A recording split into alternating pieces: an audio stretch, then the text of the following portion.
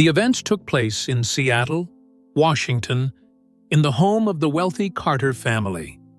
Richard Carter watched his daughter Amy live in complete silence for many years. Doctors could not find a reason for her silence. The girl was intelligent, attentive, and fully aware of the world around her. But her voice seemed to be locked inside her. The family spent enormous amounts of money on therapy, specialists, and various methods, yet nothing changed. One morning, surveillance cameras captured a strange detail. Amy was sitting near the trash containers in the yard, and next to her was a thin teenager wearing worn clothes. It was Jason, a boy from a shelter who collected bottles and aluminum cans. He did not try to attract the girl's attention and did not treat her as a problem. He was simply there, calm and natural, as if silence were a normal part of communication. Within a few days, Amy began going out into the yard on her own to wait for him. For the first time, she showed initiative, interest, and joy that were not connected to classes or treatment.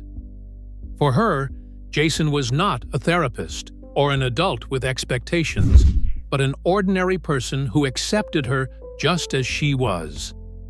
When Jason was suddenly detained due to a conflict related to protecting his younger sister, Maya, Amy experienced intense stress. At that moment, the inner tension broke.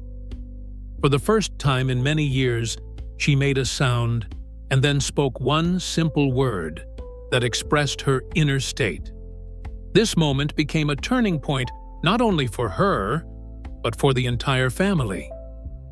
Later, Richard and his wife Linda helped Jason out of his difficult situation and offered him a job and support.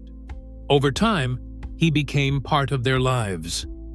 Amy began to speak rarely and quietly, but consciously, only when she felt the need. Her speech was no longer a goal. It became a consequence of safety and acceptance.